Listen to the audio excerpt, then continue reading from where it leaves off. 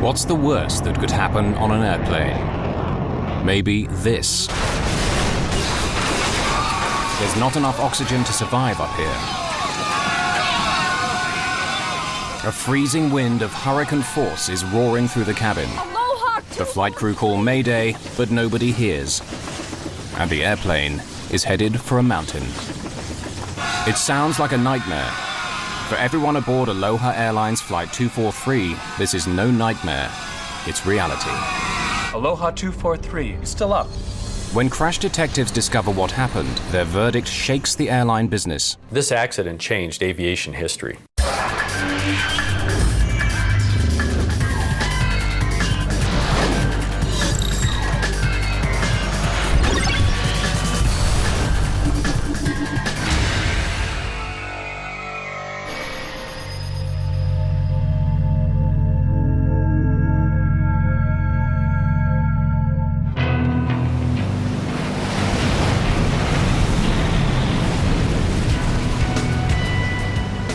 Some people choose to trespass in that narrow space between life and death. It's a scary place to be. Surfers get there by chasing killer waves. Just occasionally, fate puts ordinary people, not just thrill seekers, into that same deadly zone, where life hangs by a thread. On the afternoon of April 28, 1988, it will happen in the sky over Hawaii.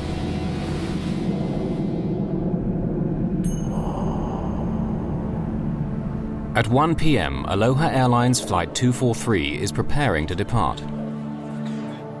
A Boeing 737 is on the tarmac at Hilo Airport on Hawaii's Big Island, the southernmost of the Hawaii chain.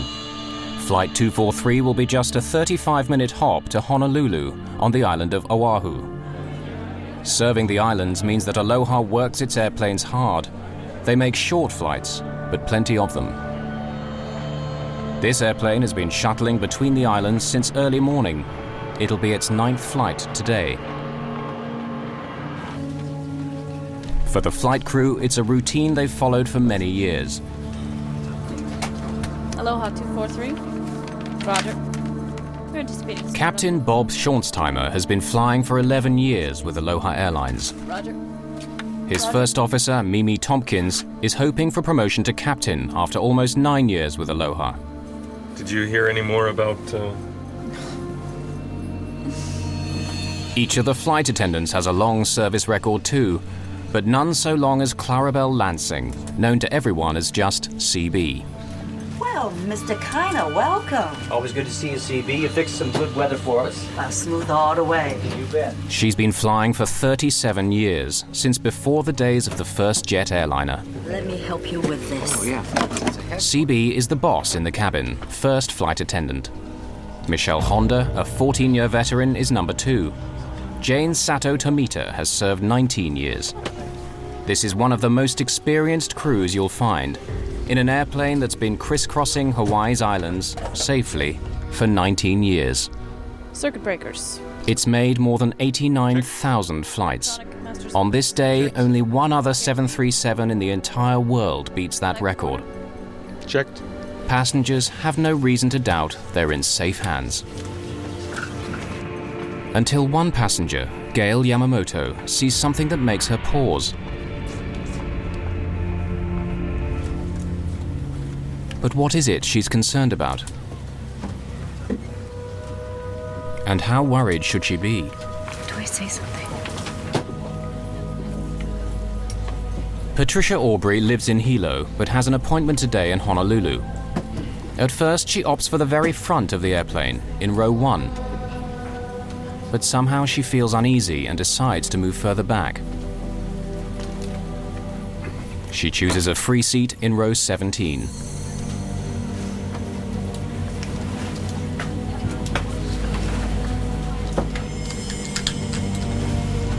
At 1:25, Flight 243 is ready for takeoff.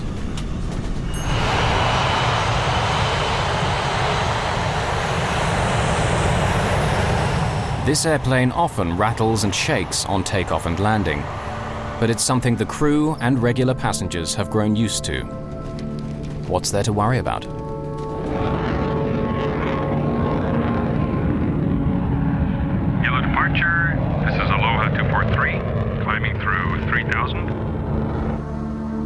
Roger, climbing to flight... Though he's the captain, Bob Schornsteimer has chosen to take charge of radio links with air traffic control.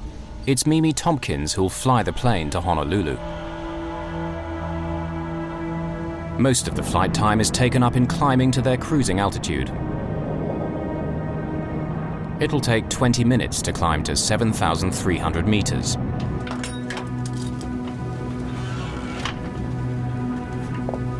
For many passengers, soaring high over the Pacific is all part of the daily routine.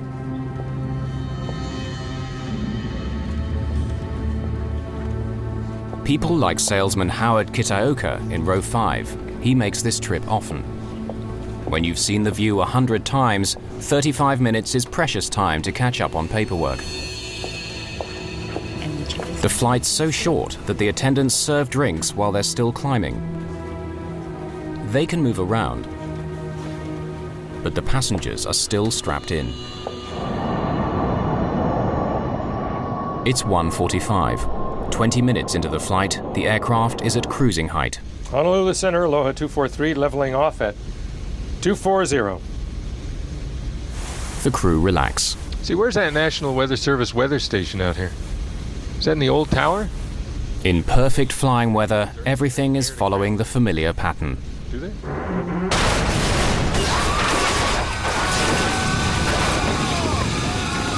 What was that? How to get down? We've lost pressure. I saw a brilliant flash of light and boom. Everything was being sucked out of the plane. Here's what's happened. An explosive decompression has torn away 35 square meters of fuselage.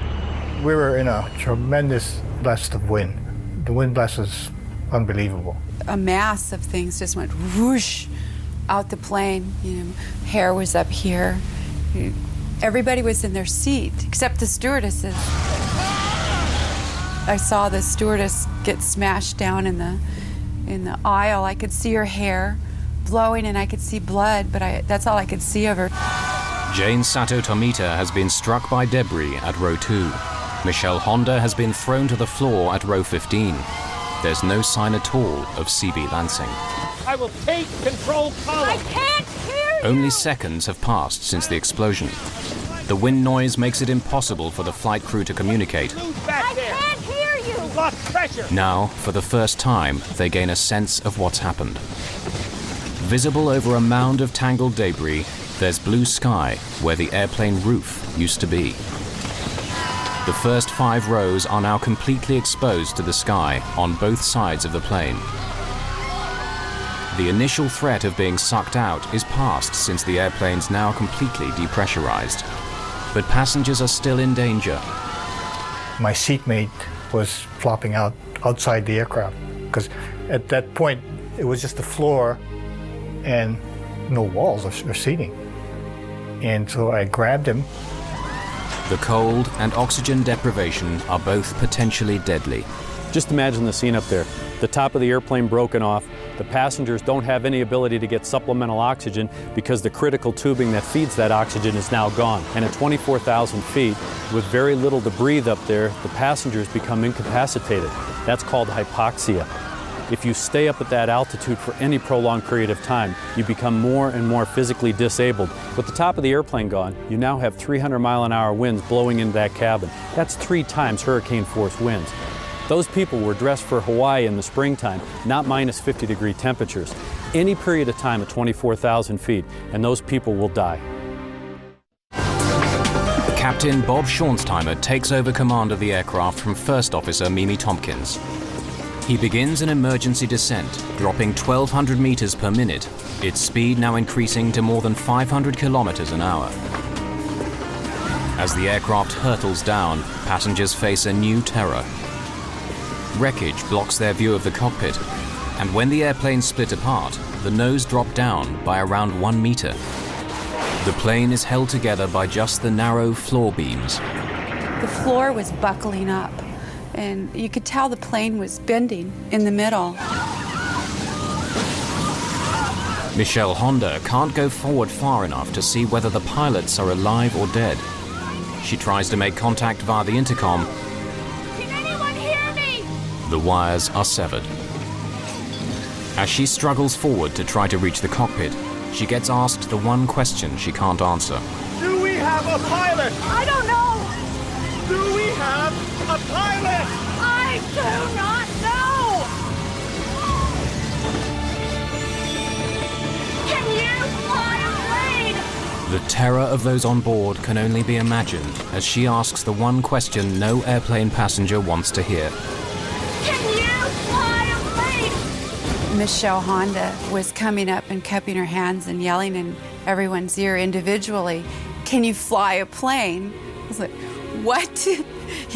Get out of here. Is the pilot gone too? Because you couldn't tell if there was anybody up there. Do you know how to fly a plane? No! First Officer Mimi Tompkins tries to alert air traffic control at Honolulu.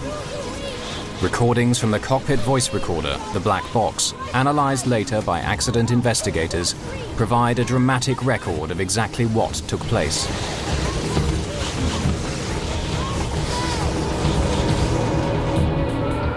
The nearest place where they can try to land is the island of Maui. Kahului Airport lies between two volcanic mountains. Between them and safety lies a 3,000-meter-high summit. To fly from the location of the explosion to the safety of Kahului Airport, the pilot needs to carefully maneuver, avoiding this high ground. Can the fragile aircraft survive the stresses of turning, or, if they ever reach the airport, of landing? And how can those on board survive? Jane Sato Tomita is barely conscious. Howard Kitaoka clutches her hand. The only faint sign of life is once when Jane squeezes back. I'm not exactly sure if she was conscious, but I did manage to squeeze her hand, and she responded by squeezing my hand, and we just held hands. The simple squeeze of the hand at a time like that is very, very emotional. Aloha 243. Do you read me? Mimi Tompkins is not getting through to Honolulu air traffic control, so she switches to the frequency for the tower at Maui's Kahului Airport. Maui Tower. Aloha 243. Maui Tower. Aloha 243. Aircraft calling tower, say again. Aloha 243. For inbound landing. At 1:48, 3 minutes after the explosion, the crew make their first voice contact with the ground. Pressurized. Declaring an emergency. Aloha 243, say your position. For goodness, to the east of Makita Point. Descending out of 11,000. Request clearance into Maui for landing. Request the emergency equipment. Airport fire station? We have an Aloha 737 5 minutes out. Approximately 20 miles. Cleared to runway 02. Decompression problems. Pilot is declaring an emergency. Thank you, Mawithar. In the station. Attention in the station. We have an in-flight emergency. We have a 737, 5 minutes out, 20 miles. Runway 2. Souls on board, fuel on board is unknown. It has decompression problems at this time. Runway 2.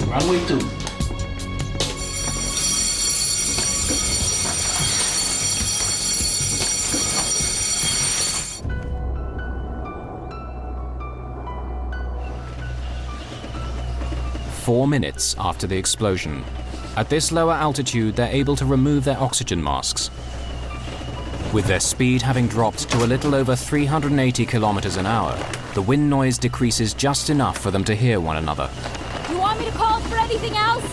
No. Maui Tower, Aloha 243. Can you hear me on tower frequency?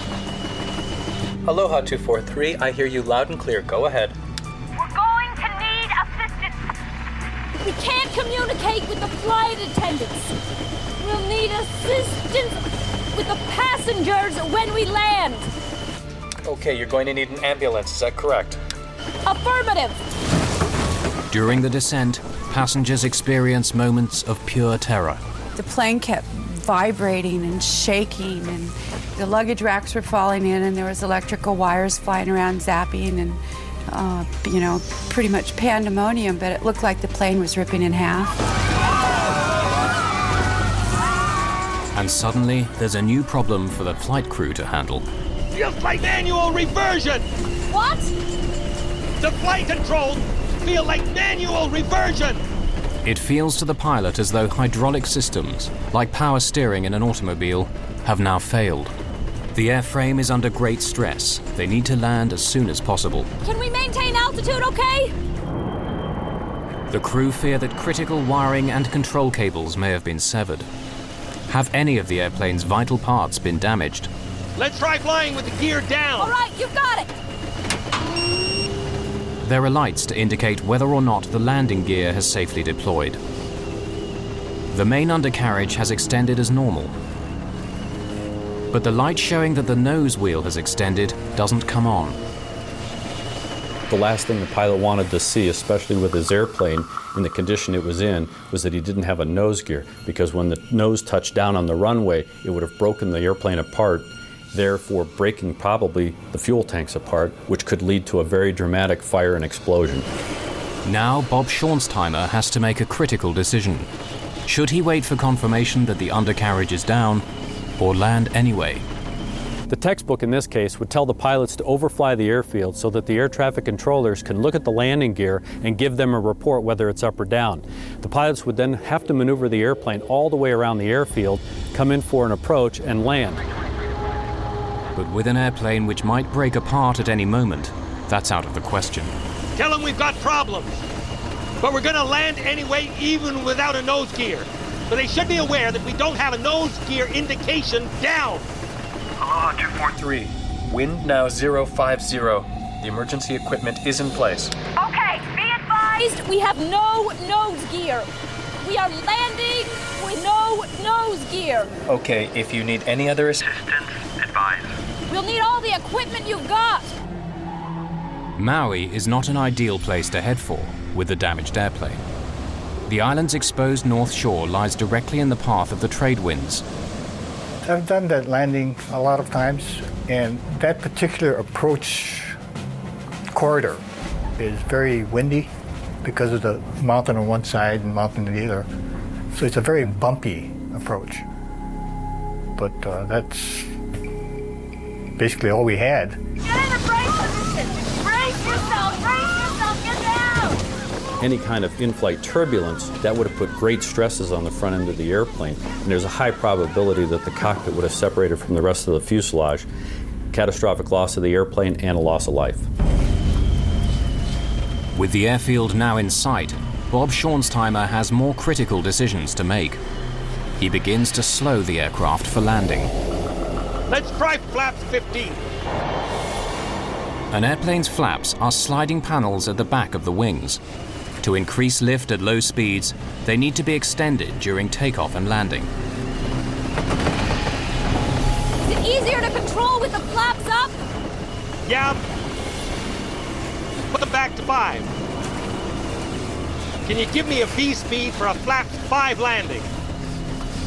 No two aircraft landings are the same.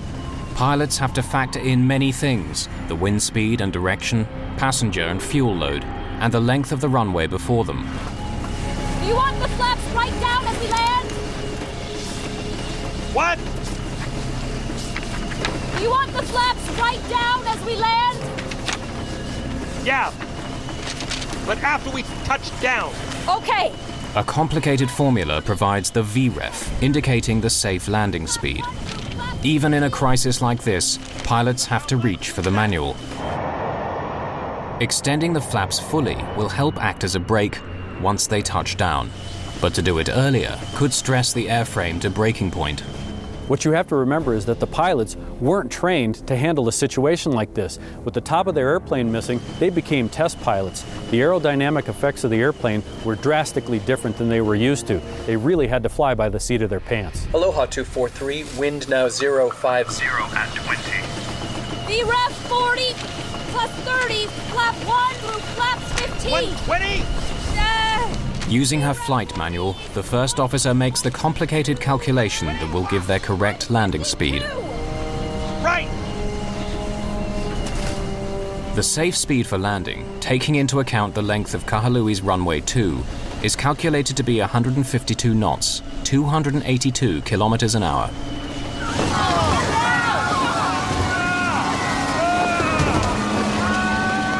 As the airplane slows, it becomes much harder to control.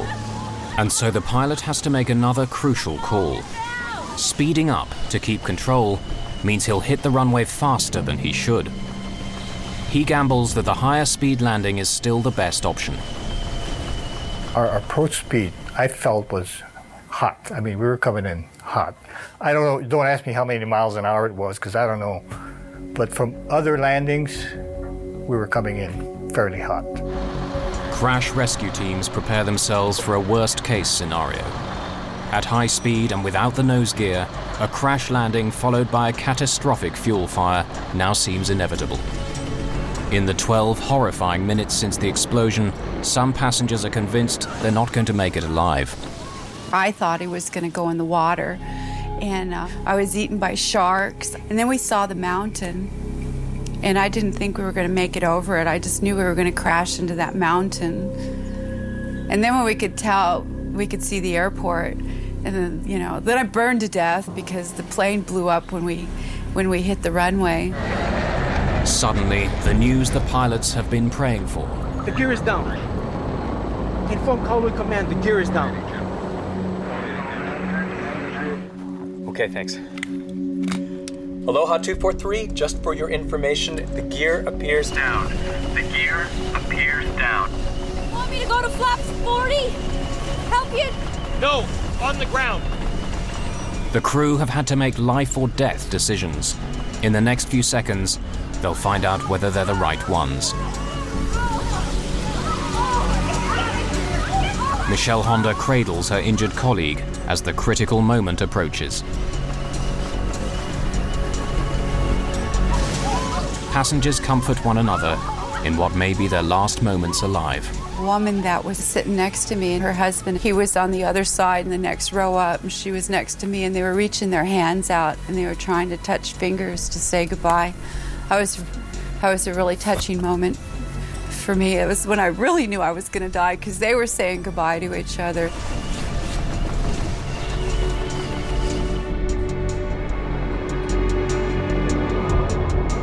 Though the forward undercarriage has extended, the crew still can't be certain whether it is locked in place or whether it'll collapse on landing.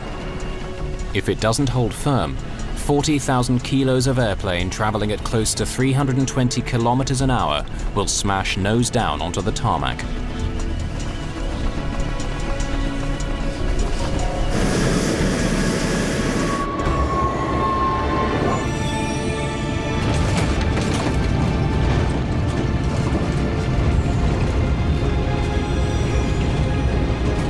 One reverse. Okay. Thrust reverser.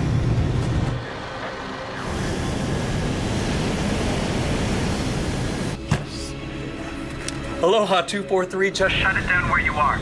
Okay. everything's fine. The gear did it. The fire trucks are on the way.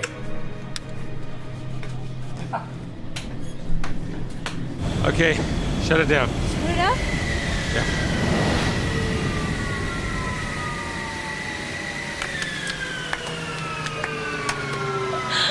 Oh, God.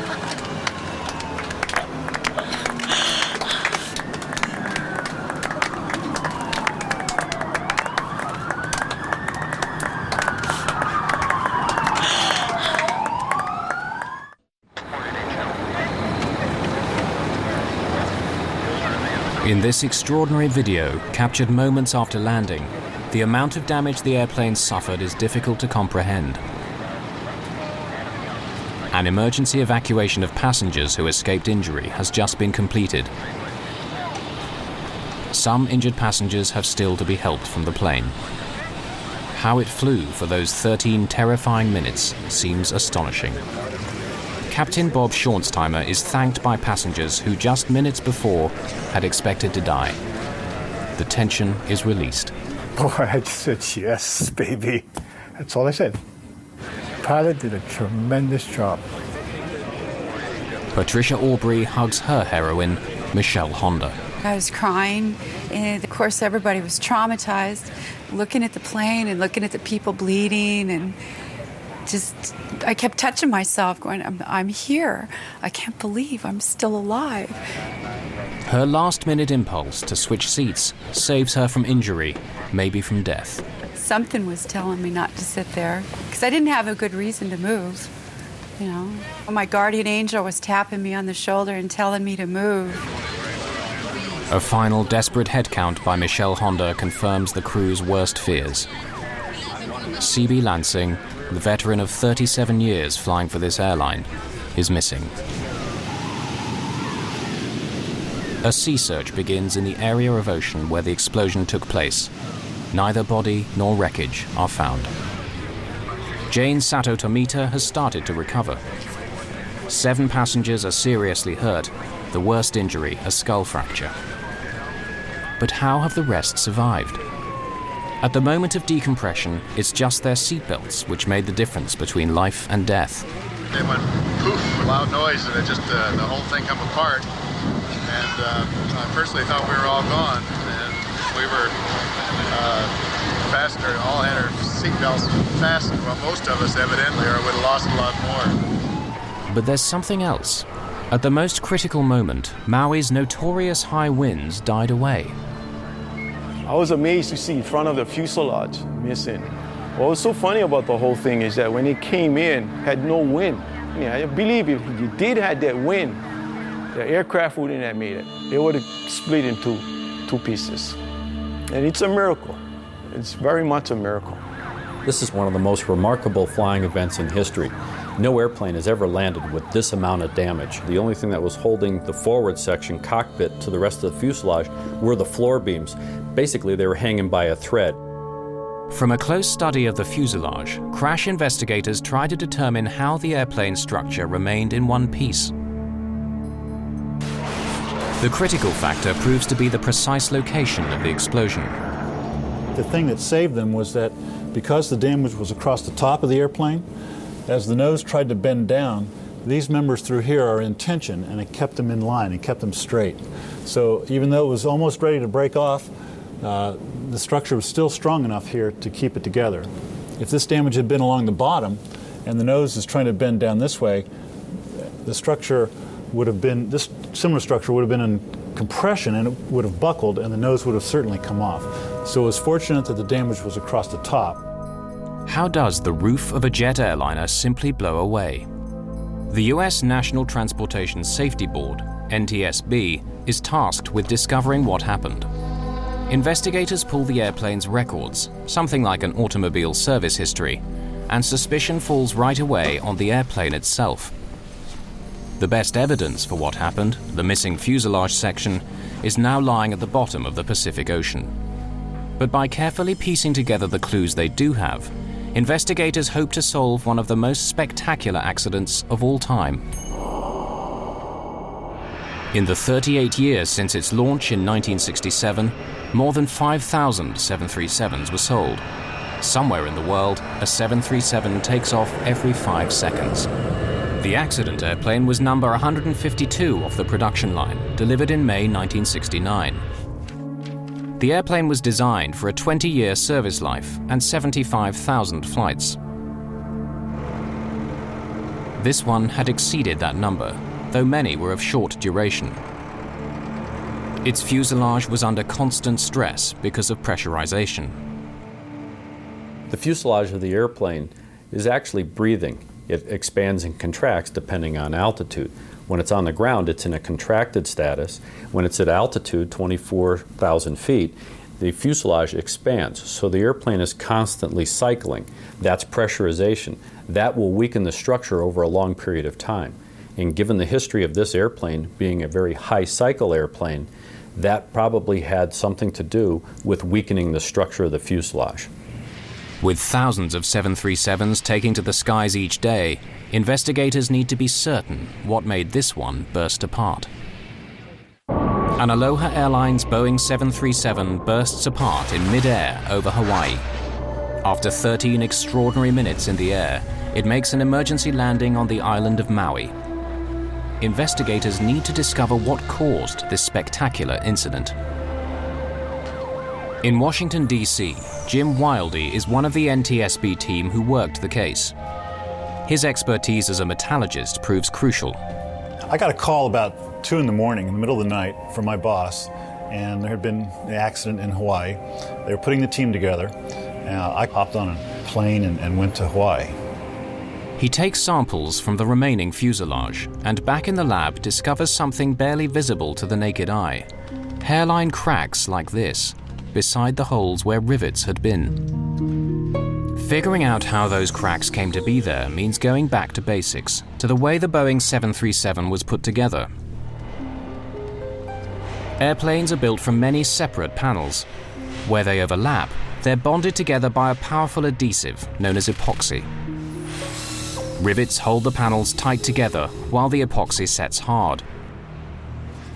On the Aloha airplane, there's telltale discoloration inside the overlapping joints. Here is the vital clue. You can see now where the dark material is the epoxy that was used to bond the 2 layers of the lap joint together. The white material you see here is corrosion damage of the aluminum fuselage skin. So the original intent was the stress that's trying to pull one skin away from the other skin piece, the stresses would go through the bonding and not through the rivets. Of course, as this thing becomes disbonded, now the rivets themselves are loaded, and especially this top row of rivets, and this is the row of rivets we think that had the fatigue cracking in it that led to the eventual opening of the roof structure on the Aloha 737 airplane. The files reveal that Boeing warned airlines, including Aloha, of problems with some early 737s. If the epoxy isn't applied at exactly the right temperature, if the panels have moisture or dirt on them, the bonding can fail. In warnings and service bulletins, some issued over 15 years earlier, Boeing spells out the danger. The Hawaii climate with humid and salt-laden air helps corrosion to occur. But instead of grounding airplanes for a nose-to-tail examination, Aloha has inspectors make occasional checks, often at night, when those on duty are least alert, working under artificial light. Those tiny cracks escape detection. These cracks go unrepaired, and now you have an airplane that is a ticking time bomb. There are other problems. Boeing's service bulletins and what are called airworthiness directives issued by the Federal Aviation Administration are often difficult to understand. Airworthiness directives are very complex and read like a legal document. Aloha needed to have someone who could read that document and interpret it into plain English for the mechanics, the wrench turners. That never happened. An airplane that has been worked so hard, serviced by mechanics who don't fully understand the briefings, is a recipe for disaster. Investigators now believe they know why the airplane burst open, but they don't yet know how. I was flying back from Hawaii to Los Angeles, and while I was in the air, I got a message that that we needed to interview this passenger who had apparently seen a crack as she was getting on the accident flight. You saw something as you got on this airplane, which you pointed out to your roommate. Cynthia Johnson. Yeah, Cynthia. Yeah. Talk me through it. What did you see? What I saw was to the right of the door, where the paint was white, well, it was a crack. It was like, not a hole exactly, but the metal on top had come away from the metal below. I was going to tell the flight attendant, but they were busy and we had to take our seats. Well, yeah, you figured, they know what they're doing. It's their airplane. I didn't want to make a fuss or anything. No, absolutely.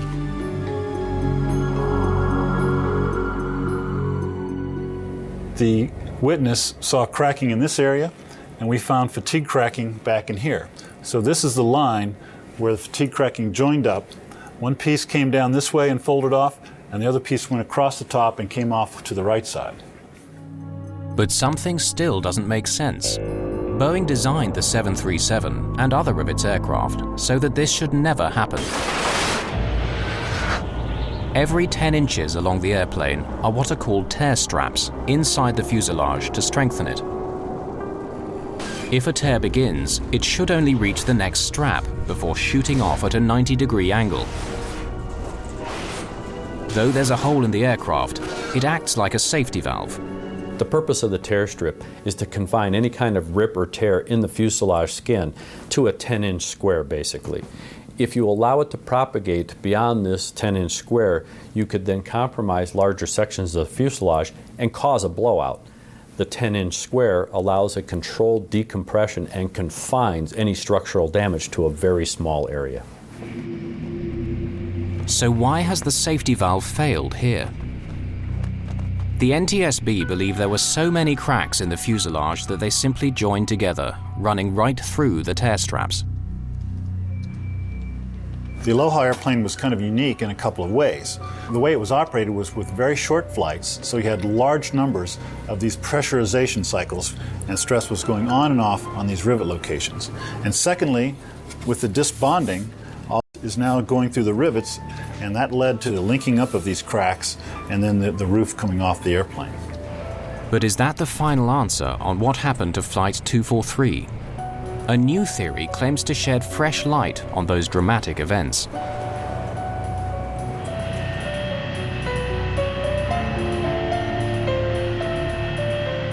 Matt Austin is an engineer who lives in Honolulu. The story of Flight 243 both appalls and fascinates him. I flew very regularly on Aloha Airlines, and I'd been on that plane about a week before it actually lost the roof. You could tell that something was loose in the airplane. It's just like when you're in an old car and you hit a bump, you can hear the rattles in it that you won't hear in a new aircraft. In this case, when the aircraft landed, there would be noises and rattles you wouldn't hear on the newer aircraft. He begins his own investigation, scrutinizing the 4,000 pages of evidence and photographs gathered during the official inquiry. I am an expert in explosion dynamics and how pressure vessels explode, what causes them to explode, which way the cracks run as they're coming apart. In the case of the Aloha accident, the main focus from the aeronautical industry was they were looking at it as an airplane structural failure, whereas I analyzed it from the point of view of a pressure vessel failure. As he reviews the evidence, one question keeps recurring. Why is CB Lansing sucked out of the aircraft and not her colleague Jane Sato Tomita? Jane was further forward than CB at the crucial moment. Jane was at row 2. CB was at row 5. The NTSB believes the roof separation began near row 3. Passenger testimony gathered shortly after the incident suggests that CB Lansing was sucked upwards and to the left, but not forward. I was on the aisle, on the right. So I look up from my magazine, I see a pair of legs go up and out on the left, just back of first class. From where I was, if the nose was 12, this is at 11, yeah? Forensic evidence suggests another possible scenario. Michael Sweet, an ex-cop, is now a specialist in blood spatter analysis. By studying bloodstains at crime scenes, he can help put a killer behind bars or free the innocent. He examines official photographs of the 737 fuselage. This is a large photograph of the left side of the airplane. The front would be in this location. There's what we suspect to be a bloodstain pattern on the right beside the window right here. Could this bloodstain be where CB Lansing's head impacted with the outside of the fuselage? The analyst believes so. Well, the fact that there are bloodstains on the side of this airplane suggests to me that the blood source in this case was momentarily trapped when it came into contact with the side of the airplane. If the flight attendant in this case was ejected outside of a gaping hole, I would expect her to disappear almost immediately and not leave any bloodstains on the side of the airplane. This analysis suggests only that she was trapped, but without explaining how or why. Matt Austin believes he has the answer. On April the 28th, 1988, a Boeing 737 owned by Aloha Airlines in Hawaii suffers an explosive decompression in midair. Amazingly, it lands safely with the loss of one crew member. Investigators blame metal fatigue due to poor maintenance. But a new and controversial theory has emerged, challenging at least part of the chain of events. What if a safety hole has opened up as it was designed to do, but directly above the flight attendant? Matt Austin believes CB Lansing is sucked into the safety hole, momentarily blocking it. All of the air that's trying to escape has no place to go, so it built up a huge pressure spike, and that's what blew the roof off the top of the airplane. What he's describing is known as a fluid hammer. In scientific terms, air is fluid, as is water. Here's a simple demonstration in a bathtub. The water is in fact escaping through the drain. As we move the drain plug back down toward the hole, it will immediately slam shut and create a force, which is a simple example of a fluid hammer. He believes this phenomenon, on a giant scale, caused the accident. It's very tragic, but if we don't look at the forensic evidence that's left, then we won't understand exactly what caused the explosive decompression and possibly prevent a future occurrence. The NTSB say that the fluid hammer theory is valid scientifically, but for them the evidence still points to something simpler, a virtually simultaneous failure in the airplane's many weak spots. The safety board's investigations are never really closed, and we always would take into account any new information that comes out. I believe in the case of the Aloha accident, we have not changed our probable cause, and we still are sticking with the probable cause as we determined back in 1988. Since the crucial physical evidence was never found, what happened on board at the precise moment of explosion will probably never be known. Aloha Airlines management took most of the blame for their poor maintenance regime. The NTSB demanded that the Federal Aviation Administration do a much better job enforcing maintenance standards. Boeing had already improved their manufacturing process to prevent the adhesive becoming so easily contaminated. What happened on Flight 243 made flying safer. Soon after, Congress passed the Aviation Safety Research Act. This accident had a very profound effect on the aviation industry and the way we look at aging airplanes, old aircraft. We changed the way we monitor how they age, the way we inspect them, and of course now how we manufacture them. We use different processes. This was a very critical accident for aviation history. Those 13 terrifying minutes also left their impact on the survivors of Flight 243. I had to go through a healing process. I took fear of flying classes, and the old saying of you fall off a horse and you get back on it is very accurate, but it's a lot tougher to actually do it.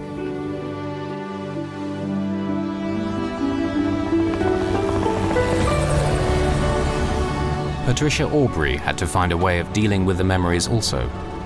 Her way was to revisit the same piece of airspace where the terror unfolded. I would go flying with my psychologist. You go through what they call desensitization, where you confront your fear and you just do it so many times that you can do it without having a bad reaction. Before that happened, if something bad happened to me, I'd go, I hate life. But I don't hate life. I can deal with it. Bring it on. I'll take care of it. I'd much rather be alive. There's one further legacy of that fateful day. The ocean never did surrender the body of CB Lansing. Instead, a memorial garden honoring the veteran flight attendant was planted at Honolulu Airport, beneath the big Hawaiian sky where she spent the better part of her life, and where it was so suddenly ended.